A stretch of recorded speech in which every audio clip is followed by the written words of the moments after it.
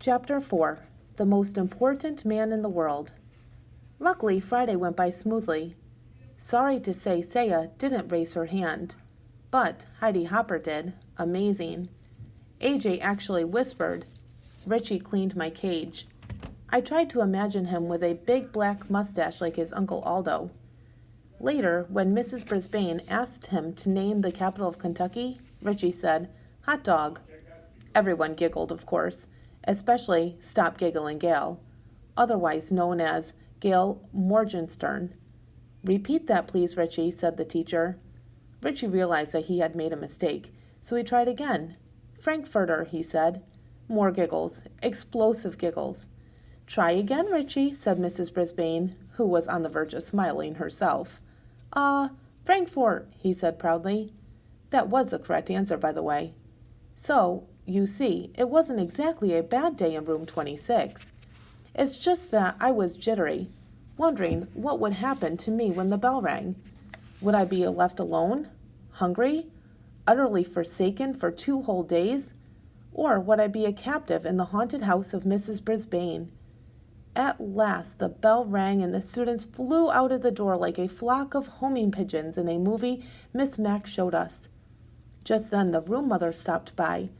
One was Heidi Hopper's mom and the other one was Art Patel's. That's Pay Attention Art.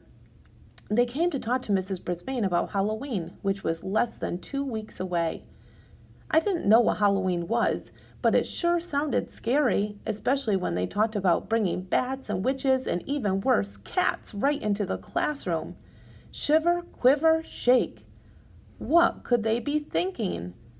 I was about ready to fling the door open of my cage and escape when the door opened and in walked the principal, Mr. Morales. Mr. Morales is the most important person at Longfellow School. He runs the place and everyone respects him, you can tell. For one thing, Mr. Morales always wears a tie, and no one else in the whole school wears a tie except Mr. Morales. For another thing, when Mr. Morales comes into the room, everyone stops what they are doing and waits to see what he has to say. And for a third thing, both Miss Mack and Mrs. Brisbane sometimes threaten to send a misbehaving student to Mr. Morales' office. As soon as the teacher mentioned the principal's name, the student would start acting very, very nice. "Good afternoon, ladies," said Mr. Morales. He was wearing a light blue shirt and a tie that had tiny books all over it. Everyone said, "Hello." "Well, how's your first week back, Sue?" he asked. Sue was apparently Mrs. Brisbane, although I'd never actually thought of her having a first name before. She said it was great to be back and what a wonderful class it was, which obviously pleased the room mothers. Then Mr. Morales leaned over my cage and smiled. His tie dangled right over my head. "I'll bet you're enjoying this furry little pupil," he said with a grin. I expected Mrs. Brisbane to tell him what a trouble-making rodent I was, but instead she forced a smile and said, "Well, yes, but he's quite a bit of extra work." Mr. Morales waved a finger at me. He didn't seem to hear what Mrs. Brisbane said. "I always wanted one of these fellows," he said, "but my papa wouldn't let me have one. Sure is cute." Mrs. Brisbane cleared her throat. "Yes, but I'm afraid he's a little distracting. I was going to see if Mr. Kim in room 12 wants him." I was shocked. Luckily, so were the room mothers. "Oh, no, the children just love Humphrey," said Mrs. Patel.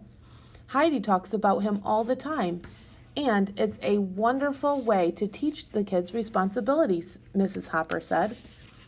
"Yes, but it's a little too much responsibility for me," Mrs. Brisbane sighed.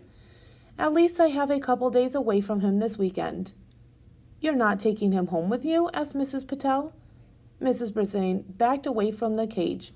"Oh, no, it's out of the question." "But Miss Mack always took him home," said Mrs. Hopper. "He'll be fine. He has plenty of food," said Mrs. Brisbane, answered very, very firmly. The room mothers were silent for a second. Mr. Morales was still wiggling his finger at me. When Mrs. Hopper spoke up, why don't the kids take turns bringing Humphrey home for the weekend? They can sign up, we'll talk to their parents and give them instructions. It will be a great experience. Some people might not want him, said Mrs. Brisbane. Squeak for yourself, Mrs. Brisbane. That's fine, said Mrs. Hopper. There'll be plenty who will. I think it's great, Mrs. Patel agreed. I'll take him today, but we're going up to the lake for the weekend. Oh, I'd take him too, said Mrs. Hopper, but we're painting the house and the place is a mess. Next week for sure. Yes, I could do it next week, Mrs. Patel agreed. Mrs. Brisbane smiled a fake smile. So who's going to take him this weekend? The room mothers looked at one another. I could make a few quick calls. Maybe the Rendellis, Mrs. Patel suggested. Call, call, call, I squeaked. Suddenly, Mr. Morales stood up straight. I have a better idea, he announced. I'll take Humphrey home for the weekend. My kids will love him. Then, starting next week, you can have the students take turns. The three women were almost as surprised as I was. Don't worry, he'll be in good hands, Mr. Morales assured them. Well, I guess I would be. After all, I was going home with the most important person at Longfellow School. As he drove me to his house, Mr. Morales told me how he'd always wanted a hamster when he was a kid, but his dad always said they didn't need another mouth to feed.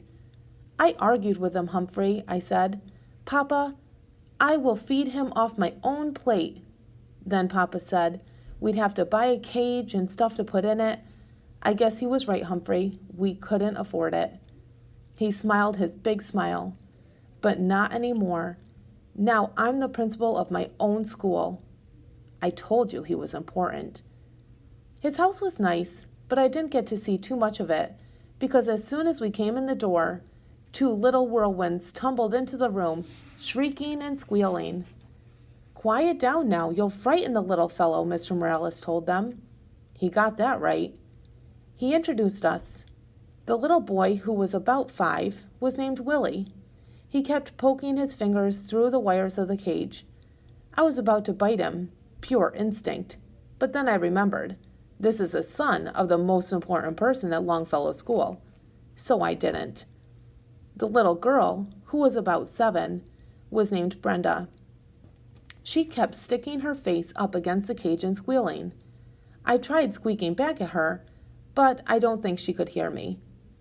Mr. Morales tried to quiet them down. He explained that I was a guest for the weekend, and they had to treat me with respect. They didn't listen. A pretty lady rushed through the room, jingling her car keys. I'm late. I have a house to show. She glanced in my direction. We'll talk about that later. Adios. Mr. Morales wished her luck, and she was gone. Then she carried me into the den with Willie and Brenda clinging to his legs and yelping. My cage was swinging back and forth so much I was getting airsick, or cage sick. Mr. Morales set my cage on a table in their family room. Now get back and listen to me, he told his children. I will tell you all about him. Can we take him out? Screamed Willie. Can we put him in my room? Shouted Brenda. Can he sleep with me tonight? We can't do anything until you settle down, Mr. Morales said. Bravo, Mr. Morales, I thought. But still the children did not listen. The most important person at Longfellow School was not treated with respect in his own house. Willie lurched forward and swung open the cage door. Ooh, there's poo in there, he screamed. Where? Shrieked Brenda. Willie pointed to my potty corner, which I thought was unsqueakably rude of him. I want to hold him, said Brenda, grabbing me. She squeezed me so hard I let out a squeal. Stop, Mr. Morales said. Put him back right now. She opened her hand and dropped me onto the floor of my cage. Luckily, I landed in a pile of soft bedding. Luckily, I didn't land in my poo. I was a little dizzy, but I heard Mr. Morales send Willie and Brenda into their rooms. I will not allow you to mistreat an animal. Upstairs, doors shut. No playing until I say you can, he said. Suddenly, Mr. Morales didn't look so important. He slumped down in the chair next to my cage and loosened his tie. Now you know my secret, Humphrey. At school, everybody listens to me. At home, nobody listens to me, he said. Mr. Morales looked tired. Above our heads came the sounds of thumping and bumping. It sounded as if the ceiling was about to fall in. They're bouncing on their beds, Humphrey. Not supposed to do that either, he said. He slowly rose and went to the stairway in the hall. Willie, Brenda, stop that now, he yelled. Surprisingly, the thumping and bumping stopped. They listened, I squeaked, when the principal sat down again. But the thumping and the bumping began again in a minute. I wish I knew what to do, he said. Some way to teach them a lesson. I nodded. A lesson is just what those children needed, and I was just the hamster to teach them. Tip 4. Never, ever squeeze, pinch, or crush a hamster. If it runs away, squeals, or mutters, leave the hamster alone.